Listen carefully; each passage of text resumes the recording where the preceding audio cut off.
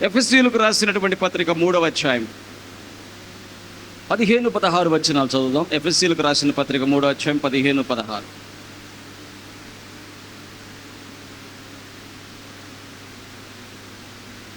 మీరు అంతరంగ పురుషుని యందు ఏమంటున్నాడండి? శక్తి కలిగి ఆయన ఆత్మ వలన బలపరచబడినట్లుగా క్రీస్తు మీ హృదయములలో విశ్వాసము ద్వారా నివసించున్నట్లు తన మహిమైశ్వర్యము చొప్పున మీకు దయచేయవలెనని. హల్లెలూయా. దేవుడు ఇక్కడ ఏం మాట్లాడుతున్నాడంటే, దేవుని బిడ్డలారా, యేసుప్రభు నమ్ముకున్న నీవు అసలు నీకు ఉన్నటువంటి శక్తి ఏంటో నీకు అర్థం కావట్లా. హల్లెలూయా. దేవుడికి అంటాడు, నీ అంతరంగ పురుషుడిలో ఏముండాలట? శక్తి. హల్లెలూయా. నీ అంతరంగ పురుషుని చదవండి, మళ్ళీ అండర్లైన్ చేసుకోండి. నీ అంతరంగ పురుషుని యందు శక్తి కలిగి. హల్లెలూయా. మీకు తెలుసు కదా, మనందరి శరీరాలు 2 పురుషులు నివసిస్తుంటారు. స్త్రీలలో కూడా. హల్లెలూయా. స్త్రీలలో కూడా పురుషుడు, అంతరంగ పురుషుడు ఉంటాడు, బాహ్య పురుషుడు ఉంటాడు. హల్లెలూయా.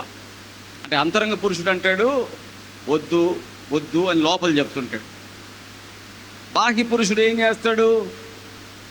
తన ఇష్టం. హల్లెలూయా. అంతరంగ పురుషుడు ఉదాహరణకి ఎవరిదో పర్సు అక్కడ పడేసి ఉంటే అంతరంగ పురుషుడు అంటాడు, నువ్వు దేవుడిని నమ్ముకున్నావు, ఇదో వద్దు తీసుకోకాకు. బాహ్య పురుషుడు ఏం చేస్తాడు? నీకు ఎన్ని కష్టాలు ఉన్నాయి, తీసుకుంటే ఏమన్నా అయిద్దా? ఏంది, ఏం కాదులే తీసుకో. ఇప్పుడు నీకు తెలుసో తెలియకో నీలో 2 స్వరాలు వినపడుతుంటాయి. గుర్తుపెట్టుకోండి. ఇప్పుడు కూడా మీరు కూర్చున్నారు కదా, మీరు నన్ను చూస్తున్నారు, వింటున్నారు, కానీ లోపల నుంచి ఒక పురుషుడు మీతో మాట్లాడుతుంటాడు. అతడే అంతరంగ పురుషుడు. గట్టిగా చప్పట్లు కొట్టండి, గట్టిగా దేవునికి స్తోత్రం. ఈ అంతరంగ పురుషుడు ఎవరు పట్టించుకోరు అంతరంగ పురుషుణ్ణి. హల్లెలూయా. ఎవరు అంతరంగ పురుషుని పట్టించుకోరు. ఎవరు పట్టించుకుంటారో తెలుసా? యేసు ప్రభువును నమ్మి ఆయనందు విశ్వాసముంచి నడిచే వారికి మాత్రమే తెలుసుద్ది అంతరంగ పురుషుడి యొక్క విలువ. హల్లెలూయా. అంతరంగ పురుషుడు ఎవరు అనంటే, అంతరంగ పురుషుడు నిజమైన వ్యక్తి. గట్టిగా చప్పట కొట్టండి, గట్టి కొట్టాల. ఈ బాహ్య పురుషుడు ఎవరు అంటే, ఈ భూమిలో, ఈ నేలలో పాతి పెట్టబడే వ్యక్తి. హల్లెలూయా. అంతరంగ పురుషుడు నిజమైన వ్యక్తి. ఈ అంతరంగ పురుషుడే నరకానికి పోతాడు, లేకపోతే ఈ అంతరంగ పురుషుడే పరలోకానికి పోతాడు. కానీ ఈ అంతరంగ పురుషుడు చెప్పేది ఎవరు పట్టించుకోరు. ఈ అంతరంగ పురుషుడు లోపల నుంచి చెప్తుంటాడు, కానీ దాన్ని పట్టించుకోరు ఎవరు. కానీ అంతరంగ పురుషుడు చెప్పేది పట్టించుకున్నవారు దేవుని బిడ్డలు. గట్టిగా చప్పట్లు కొట్టండి, గట్టిగా కొట్టాల. ఎందుకు ఈ మాట చెప్తున్నానంటే, అంతరంగ పురుషుడిలో శక్తి కలగాలి. హల్లెలూయా. అంతరంగ పురుషుడిలో శక్తి. యేసుప్రభు చెప్పే ప్రతిసారి కూడా యేసుప్రభు ఏం చెప్తాడు తెలుసా? శరీరం బలహీనం కానీ ఆత్మ బలమైన వాడు. ఆత్మ సిద్ధమే కానీ శరీరము బలహీనం. యేసుప్రభు ఎప్పుడు చెప్తుంటాడు? ఎందుకు ఈ మాట చెప్తాడంటే, ఆత్మలో సిద్ధంగా ఉన్న శరీరం బలహీనం. అంతరంగ పురుషుడు ఎప్పుడైతే శక్తి పొందుకుంటాడో, నీకొచ్చే సమస్యల్లో, నీకొచ్చే కష్టాల్లో నీవు ధైర్యము కలిగి నిలబడతావు. గట్టిగా చప్పట కొట్టండి, గట్టిగా కొట్టాల. అంతరంగ పురుషుడు బలహీనుడైతే నీకొచ్చే కష్టాల్లో నువ్వేమైపోతావు? దేవుణ్ణి దూషిస్తావు, సనుగుతావు, గొనుగుతావు, సేవకులను దూషిస్తావు, లేకపోతే ఇంటిని ముళ్ళకంప చేసేసుకుంటావు. నిన్ను నువ్వే ఆఖరికి కొంతమంది ఏం చేస్తారు? ఊరేసుకుని చచ్చిపోతుంటారు. ఎవరు వీళ్ళంతా? అంతరంగములో బలము లేనివారు, అంతరంగములో బలహీనులు. అన్నీ అమరితే, అన్నీ ఉంటే ఆహా నేను ఉండగలను అంటారు. ఏమీ లేకపోతే ఏడుస్తారు. ఒక్కరోజు భోజనం లేకపోతే కుమిలిపోతారు. కొంచెం కష్టం వస్తే బెంబేలెత్తిపోతారు. అమ్మో ఈ కష్టం నాకొద్దు అంటారు. నాకెందుకు కష్టాలు ఇచ్చావు ప్రభు అంటారు. దేవుని బిడ్డలు గుర్తుపెట్టుకోండి, అంతరంగ పురుషుడిలో బలము ఎవరికి ఉంటుందట? యేసు ప్రభువుని నమ్ముకున్న వారికి అంతరంగ పురుషుడిలో బలం ఉంటుంది. హల్లెలూయా. ఆ బలం ఎట్టొస్తుంది? ఆ బలమునిచ్చేవారు ఎవరు? అది అక్కడ రాశాడు. అంతరంగ పురుషుని యందు శక్తి కలిగి ఆయన ఆత్మ వలన బలపరచబడినట్లుగా. హల్లెలూయా. అందుకనే దేవుడి మందిరానికి ఎందుకు వస్తాం? నీ అంతరంగ పురుషుడు బలపడ్డానికే దేవుడి మందిరానికి వచ్చేది. హల్లెలూయా. నా బలమా పాడదారా? నా కోట పాడదామా? ఆరాధన నీకే నా బలమా నా కోట ఆరాధన నీకే నా దుర్గమా ఆశ్రయమా ఆరాధన నీకే నా దుర్గమా ఆశ్రయమా. పాడదాం అందరం కలిసి. ఆరాధనా ఆరాధనా అబ్బా తండ్రి నీకేనయ్యా. అబ్బా తండ్రి నీకేనయ్యా. రాజాని పవనములో ఈ పగలు వేచియుందురు. యేసు రాజాని పవనములో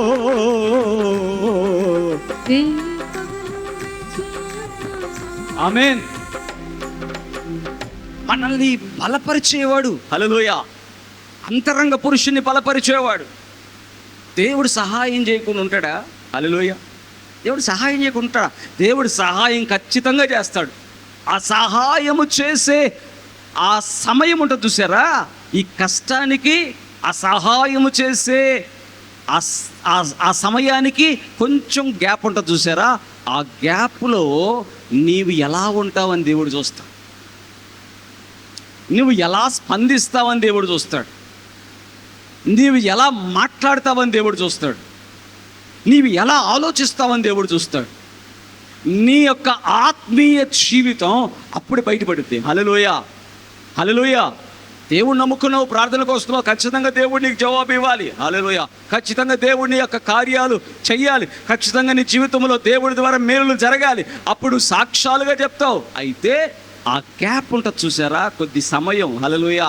ఆ సమయములో సాతాను శోధిస్తాడు. సాతాను నీ మీదకి మాటలు తీసుకొస్తాడు.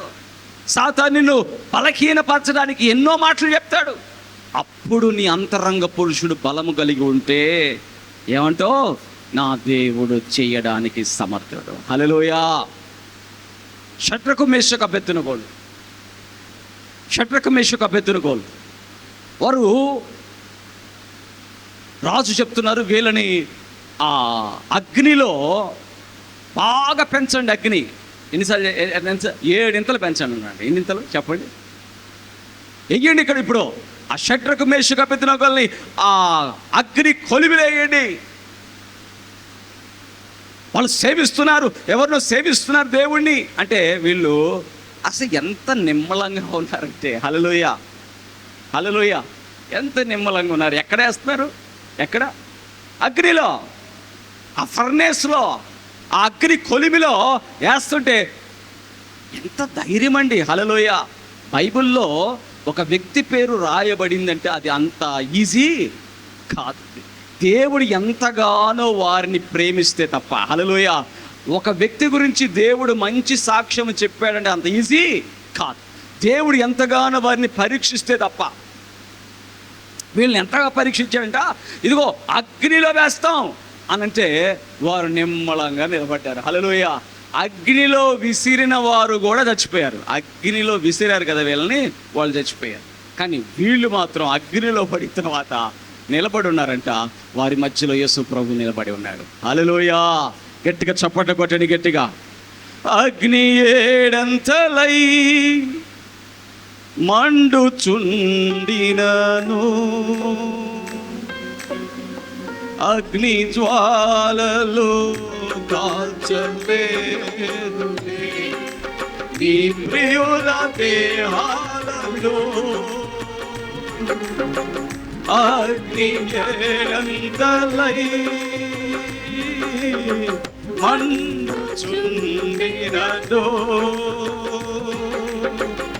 అగ్ని జ్వాలలో తాకలేదులే నీ ప్రియుల దేహాలలో. అగ్ని బలము చల్లారిదే, శత్రు సమూహము అగ్ని బలము చల్లారిదే, శత్రు సమూహం అల్లాడిని. నేను నీ స్వాస్థ్యమే, నీవు నా స్వంతమే, నా స్తోత్ర బలులన్నీ నీకేనయ్యా. నేను నీ స్వాస్థ్యమే, నీవు నా సొంతమే, నా స్తోత్ర బలులన్నీ నీకేనయ్యా. నా హృదయాన కొలువైనా యేసయ్యా, నాలోను ప్రస్తుతించెనే కీర్తనీయుడా. నా హృదయార్పణతో ప్రణమిల్లెదనే నీ సన్నిధిలో పూజార్హుడా. హృదయార్పణతో ప్రణమిల్లెదనే నీ సన్నిధిలో పూజార్హుడా. హృదయాన కొలువైన యేసయ్యా. అదే కదా ఆ మాట అంటున్నాడు. ఎక్కడంట? అయ్యా మీ హృదయములో క్రీస్తు ఏం చేయాలంట? మీ హృదయములో క్రీస్తు విశ్వాసము ద్వారా నివసించాలంట. హల్లెలూయా. విశ్వాసము ద్వారా నివసించాలి. హల్లెలూయా. అలా నివసించాలని పౌలు భక్తుడు ప్రార్థన చేస్తున్నాడు. అయ్యా నువ్వు నమ్ముకున్నావు అంటున్నావు, నువ్వు నమ్ముకున్నావు, కానీ నీలో విశ్వాసము ద్వారా క్రీస్తు నివసిస్తున్నాడా? భయము నివసిస్తుంది కొంతమంది. భయం. అమ్మో ఎట్లా చెప్పండి. భయం, అన్నిటికీ భయమే. క్రీస్తుంటే ఏమిటో విశ్వాసం. హల్లెలూయా. ఎన్ని కష్టాలు రాని, ఏ అగ్ని ఏడింతలు పెంచి దాంట్లో వేస్తున్నా కూడా భయం లేదు. హల్లెలూయా. ధైర్యం ఎక్కడి నుంచి వచ్చింది? మన వంటి స్వభావమే కదా. ఎట్టొచ్చింది? ఎలాగొచ్చిందండి? హల్లెలూయా. ఏంటి? వాళ్ళ హృదయములో వారి విశ్వాసం ద్వారా క్రీస్తు నివసిస్తున్నాడు. విశ్వసించడం వేరు, క్రీస్తు నివసించున్నట్లు విశ్వసించడం వేరు. హల్లెలూయా. విశ్వసిస్తున్నావా? విశ్వసిస్తున్నా. కానీ క్రీస్తు నివసించినట్లు, అయ్యా నాలో క్రీస్తు ఎలా నివసిస్తాడు? నాలో నుంచి వచ్చే ఆలోచనలన్నీ యేసు ప్రభు నాలో నుంచి మాట్లాడినట్టుగా. హల్లెలూయా. యేసు ప్రభు మాట్లాడిన మాటలే బైబిల్లో యేసు ప్రభు ఎలా చెప్పాడో అలాంటి మాటలే నా హృదయంలో నుంచి వస్తున్నాయండి. హల్లెలూయా. ఎంతమందికి అనుభవం ఉందో నాకు తెలియదు. హల్లెలూయా. కొంతమందికి లోక సంబంధమైనటువంటి భయములతో వాళ్ళ హృదయం నింపబడి ఉంటుంది. కొంతమందికి అపవాది యొక్క తంత్రములతో హృదయం నింపబడి ఉంటుంది. యేసునందు విశ్వాసం వచ్చిన వాళ్ళకి క్రీస్తు హృదయములో నుంచి మాట్లాడుతున్నట్టుగా ఉంటుంది. హల్లెలూయా. క్రీస్తు నివసిస్తున్నాడు. దేవుడు కాపాడుతాడా? కాపాడలేదా? షడ్రకు మేషకు అబేద్నెగోల్ని దేవుడు దానియేలుని సింహాల బోన్లో కాపాడలేదా? చెప్పాలా? ఎవరు చెప్పట్లా? కాపాడలేదా? కాపాడాడు. హల్లెలూయా. అయితే కాపాడే సమయం కొంచెం గ్యాప్ ఉంటుంది కదా. ఆ గ్యాప్లో భక్తులు ఎలా ఉన్నారంట? క్రీస్తు వారి హృదయంలో నివసించున్నట్లుగా. హల్లెలూయా. సనగరు, ద్వేషించరు. ఎందుకంట వారి అంతరంగ పురుషుడు బలముగా ఉన్నాడు. హల్లెలూయా.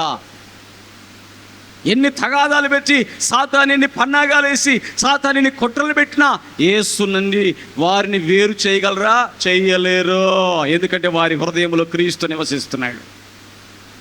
అందుకని దావీదు అంటాడు, అయ్యా నేను పాపం చేశానంటే నీ ఆత్మ నాలో స్థిరంగా లేదయ్యా, నీ ఆత్మ నాలో స్థిరంగా. చదవండి ఒకసారి కీర్తనల గ్రంథంలో నుండి 51వ కీర్తన 10వ వచనం చదవండి. ఏమంటున్నాడు చూడండి ఒకసారి. ఇక్కడ 51వ కీర్తన 10వ వచనం. దేవా నా యందు శుద్ధ హృదయము కలుగు చేయుము, నా ఏమంటే చూడండి, నా అంతరంగములో స్థిరమైన మనస్సును. ఆ స్థిరమైన మనస్సు లేదయ్యా నాకు. ఒక సమయంలో వద్దంటది నా మనసు, ఒక సమయంలో కావాలంటుందయ్యా. ఒక సమయంలోనయ్యా ఈ పాపం పనికి మాలిందంటుందయ్యా, ఒక సమయంలో మళ్ళీ ఆ పాపమే కావాలంటుందయ్యా. ఒక సమయంలో అయ్యా నేను అసలుకి నోరు తెరవను ప్రభువా, ఇక నేను ఎవరితో గొడవ పెట్టుకొని అంటుందయ్యా. ఒక సమయంలో అత్తను కొట్టు అంటుందయ్యా, కోడల్ని కొట్టు అంటుందయ్యా. ఏందయ్యా ఈ మనసు స్థిరంగా లేదు. అందుకనే స్థిరంగా లేని వాళ్ళు ఎంతమంది ఉన్నారు దేవుని బిడ్డారా. వాళ్ళని చూసి జాలిపడాలా, ఎందుకంటే వాళ్ళు ఇంకా చిన్నపిల్లలు. ఆత్మీయంగా ఇంకా ఎదగల. హల్లెలూయా. అప్పుడు వాళ్ళని చూసి ఏం చేయాలా? జాలిపడాలా. అరే వీళ్ళు అడుగులు నడవడానికి లేస్తున్నాడు, కింద పడిపోతున్నాడు, మళ్ళీ లేస్తున్నాడు, కింద పడిపోతున్నాడు. అంటే అప్పుడు మనం ఏం చేస్తాం? అర్రే నాన్న కింద పడ్డావా లేమ్మా అని పట్టుకొని చేయి పట్టుకొని నడు నడు నడు నడు అని. ఆత్మీయంగా కూడా అంతరంగ పురుషుడు ఇంకా ఎదగల, ఇంకా శక్తి పొందుకోవాలా, ఇంకా బలము పొందుకోవాలా. అందుకని వాళ్ళ మనసు ఏం చేస్తుందంటే కొద్దిసేపేమో చేయొద్దు అంటుంది, కొద్దిసేపేమో ఆ పాపమే. దావీదు యొక్క జీవితంలో కూడా ఆ సమయంలో అట్టుంది.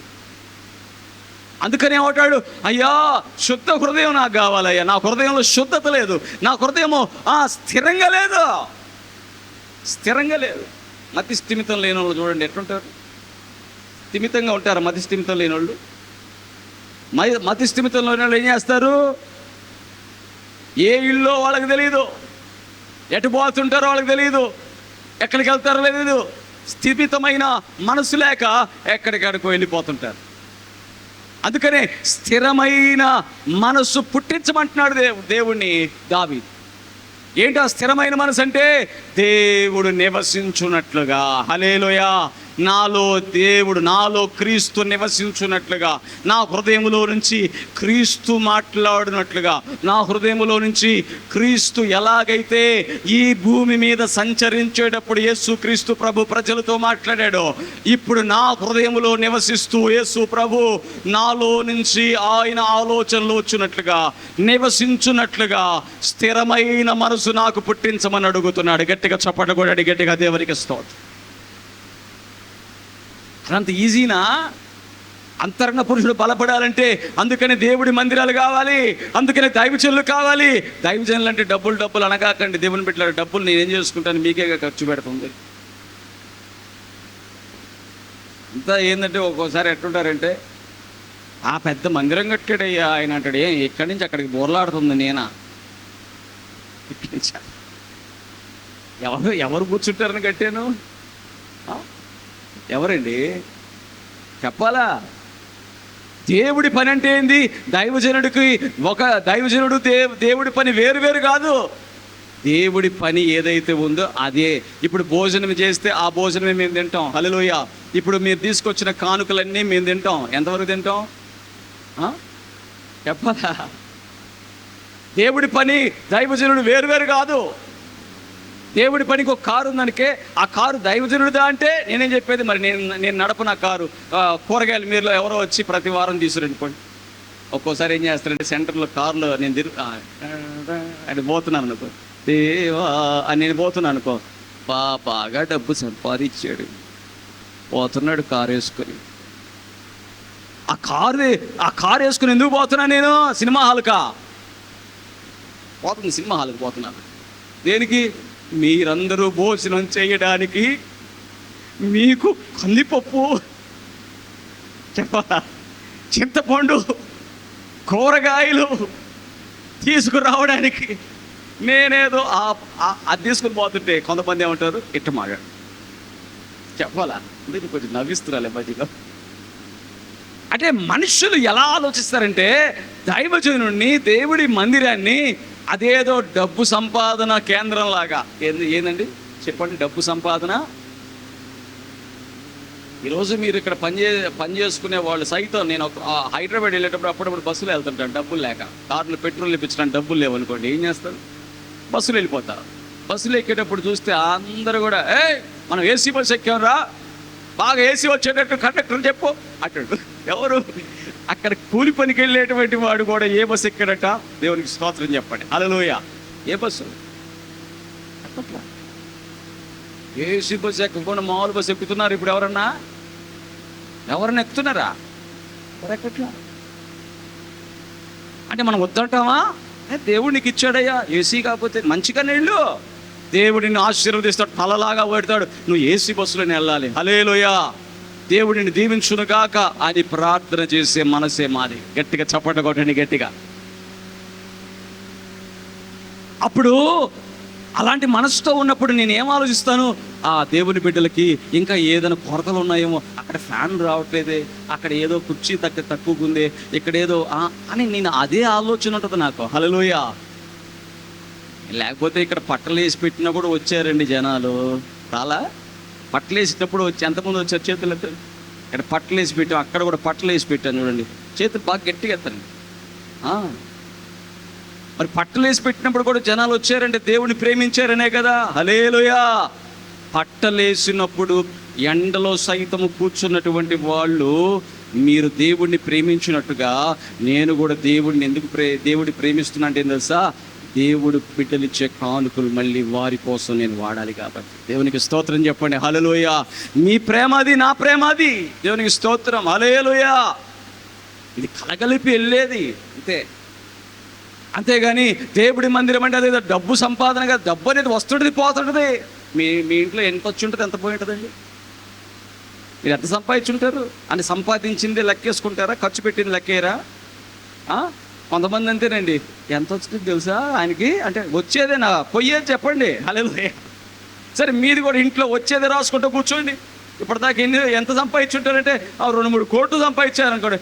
ఎంత ఉందయ్యా అంటే, భలేవాడివే, ఏడుంది, మొత్తం అయిపోయిలే ఖర్చులు. దేవునికి స్తోత్రం చెప్పండి, హల్లెలూయా. ఏ వారానికి ఆ వారం ఖర్చులన్నీ పోను, మాకు కూడా ఏదో అంత మిగులుతుంది. దేవునికి స్తోత్రం చెప్పండి, హల్లెలూయా. అంతేగాని మేమేమి ఇక్కడ దీంతో ఏమి ధనాన్ని సంపాదించ అవసరంలా. కానీ ఏంటిది మందిరం అంటే? అందుకు చెప్తున్నా, మందిరం అంతరంగ పురుషుణ్ణి బలపరుచుకోవడానికి కేంద్రము. గట్టిగా చప్పట కొట్టండి, గట్టిగా. దేవునికి స్తోత్రం. డబ్బు కాదు. డబ్బు అయితే నాకు 2006లోనే 50,000 సంపాదించడానికి దేవుడు కృప ఇచ్చాడు. హల్లెలూయా. డబ్బే సంపాదించాలనుకుంటే అవసరంలా. ఇంతమందికి నేను ఎందుకు ప్రార్థన చేసి నా భుజం నొప్పి పెట్టుకోవాలి, నా రెక్కల నొప్పి, నేను ఉపవాసం ఎందుకు ఉండాలి? మీరు రోజుకి 4 పూటలు మీరు తింటుంటే నేను ఎందుకు 2 పూటలు తినాలి? ఒక్కొక్కసారి 1 పూట ఎందుకు తినాలి? నేను ఎందుకు తినాలి? ఇవన్నీ ప్రజలందరి కోసం నేను ఎందుకు పస్తులు ఉండాలా, ఉపవాసం ఉండాలా? రాత్రిపూట 3 గంటల దాకా నేను ఎందుకు నిద్ర మేలుకోవాలా? ఒక్కొక్కసారి అంటారు ఆయన ఉదయాన్నే నిద్ర లేవడండి. నాకేమన్నా 10 గంటలు పడుకుంటానా? నేనేమన్నా రాత్రి అంతా నేను మేలుకొని ఉంటా. నాకేమన్నా లేకపోతే 20 గంటలు పడుకోవడానికి మీ శరీరం ఎట్లాంటిది, నా శరీరం ఎట్లాంటిదే కదా. రాత్రి కాలం 3 గంటల దాకా నా ఇంట్లో లైట్ వెలుగుతూనే ఉంటుంది. దేవునికి స్తోత్రం చెప్పండి, హల్లెలూయా. నేను వాక్యం చదువుకుంటుంటాను, ప్రార్థన చేసుకుంటుంటాను, 3 గంటల తర్వాత పడుకుంటా. దేవునికి స్తోత్రం, హల్లెలూయా. ఎవరి కోసం అంటే మిమ్మల్ని రాత్రి మేలుకోమని కాదు. ఎందుకంటే మీరు ఉదయాన్నే వెళ్ళి పనికి వెళ్ళాలా. నేను రాత్రి అంతా మేలుకుంటేనే నా పని. హల్లెలూయా. నా పని ఏం తెలుసా? రాత్రంతా మేలుకుంటేనే మీకు నేను ప్రార్థన చేయగలను. హల్లెలూయా. మీ పని ఏంటంటే రాత్రంతా పడుకుంటేనే మీరు పని చేసుకోగలరు. తేడా ఉందా లేదా? హల్లెలూయా. ఎందుకు సేవకుడిగా నేను ఇక్కడ నిలబడినప్పుడు నేను ఇలాగా నా జీవితాన్ని పెట్టుకోవాలంటే ఈ పరిచర్యలో అనేకులు వచ్చి రక్షించబడాలి, ఈ మందిరములో అనేకులు వాళ్ళ ఆత్మీయ జీవితంలో బలం పడాలి, అంతరంగ పురుషునిలో బలం పడాలి. అలా బలం పొందడానికి దేవుడి మందిరాలు కట్టబడాలి. గట్టిగా చప్పట కొట్టడి, గట్టిగా దేవుడికి స్తోత్రం కలుగుగాక. హల్లెలూయా. అందుకనే జకరియా గ్రంథములో జకరియా భక్తుడు అంటాడు, ఇదిగో నా శక్తి కాదయ్యా. 4వ అధ్యాయం జకరియా గ్రంథం 4వ అధ్యాయం 6వ వచనం చూస్తే అక్కడ రాయబడిన మాట చదవండి ఒకసారి.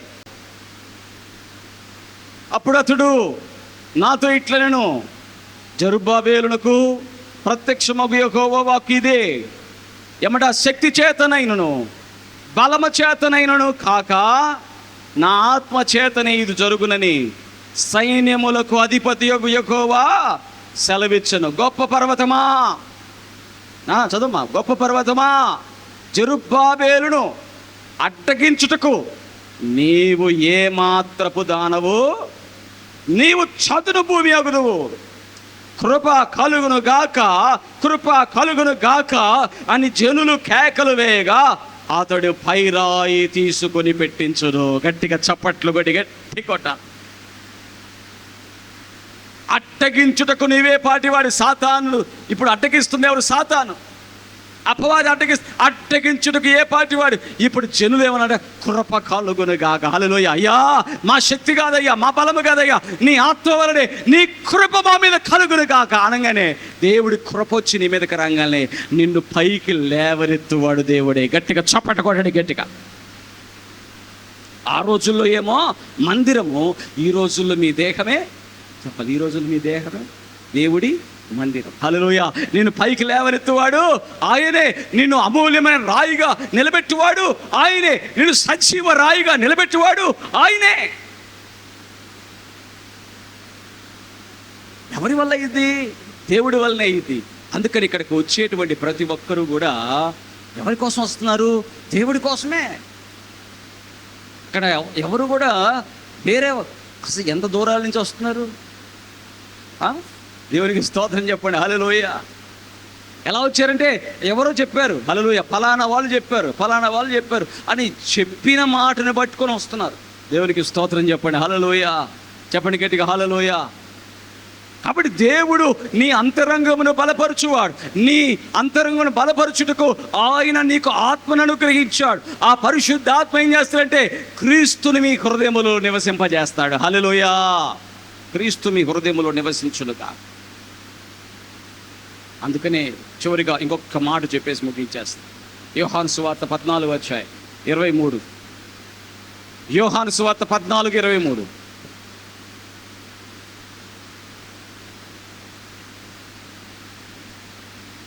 యోహాను సువార్త 14:23 చదవండి. ఒకడు నన్ను ప్రేమించిన యెడల, ఏమంటారు? నా మాట అంటే క్రీస్తు హృదయంలో నివసిస్తాడని చెప్పాం కదా. అప్పుడు ఆయన చెప్పే మాట గైకొంటాడు.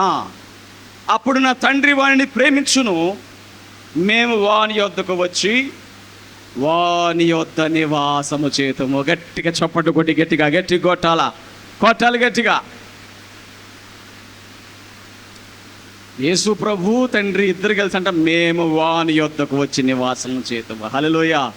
అసలు నిన్ను ముట్టుకునేవాడు ఎవడన్నా ఉంటాడా? ఇందాక చెప్పా కదా, నా జీవితంలో జరిగిన సాక్ష్యం చెప్పాను. ఏమని? ప్రభువా నేను వివాహం చేసుకున్నానయ్యా, మరి నా పరిస్థితి ఏంటంటే అది మనుషులు చెప్పినట్టుగా కాదు, దేవుడే చెప్పినట్టుగా. ఇంకెవ్వరూ లేదో, మదన్ బాబు అనేటువంటి ఈ వ్యక్తిని మీ కాలేజీలన్నింటిలో తీసుకోవాలి. హల్లెలూయా. ఇంకెవ్వరిని తీసుకోవడానికి లేదు. హల్లెలూయా. పొదిలి డిగ్రీ కాలేజీలో వాళ్ళు అయితే 13 మందిని మార్చారు. ఎంతమందిని? 13 మంది. మాకొద్దు అని. కానీ నేను వెళ్ళి వాళ్ళకి క్లాస్ చెప్పగానే మాకు ఈయనే కావాలి అని చెప్పి నన్ను అక్కడ పెట్టి, ఎందుకని? దేవుడు తలంచాడా నీ జీవితాన్ని అడ్డగించడానికి. ఆ పర్వతంతో ఏమడా, ఓ పర్వతమా అడ్డగించుటకు నువ్వెంత దానవా. హల్లెలూయా. నువ్వు అనాలా రోగంతో, ఓ రోగమా నాలో ఏలడానికి, నాలో ఉంటా నీవేపాటి దానవు. నా దేవుడు నిన్ను చదును భూమిగా, అంటే నిన్ను ఏమీ లేని దానిగా, నిన్ను నార్మల్ రిపోర్ట్గా అణిచివేయును గాక అని చెప్పాలి. గట్టిగా చప్పట కొట్టండి. గట్టిగా కొట్టాలా, చెప్పాలా. చెప్పేసేయాలి అట్లా. హల్లెలూయా, కృప కలుగుతుంది నా మీద అనాలి. సాతాను అంటాడు ఏమని, నువ్వేదో తప్పులు చేసి ఉంటావు కదా, ఆ తప్పులు గుర్తు చేస్తుంటాడు, ఆ మాటలు గుర్తు చేస్తుంటాడు. నీ కోపంతో ఆ రోజు అట్లా అన్నావు కదా, ఈరోజు ఇట్లా అన్నావు కదా. సాతానా, దేవుడు నిన్ను చదును చేయబోతున్నాడు. హల్లెలూయా, కృప నా మీద ఉంది. హల్లెలూయా, నా దేవుడు నా చెయ్యి విడిచిపెట్టాడు. హల్లెలూయా, నా ప్రార్థన దేవుడు ఆలకిస్తున్నాడు. హల్లెలూయా, ఆయన మాట నేను వింటున్నాను. హల్లెలూయా, ఆయన వచ్చి నాతో నివాసము చేస్తున్నాడు. హల్లెలూయా, నేను హెచ్చించబడబోతున్నాను. హల్లెలూయా. ఎవరైతే ఈ వాక్యము ద్వారా వారి హృదయాలు నింపుకుంటారో వారి జీవితంలో గొప్ప కార్యాలు వారు చూస్తారు. ఆమేన్. అట్టి కృప దేవుడు మనకందరికీ దయచేయను గాక. ఆమేన్.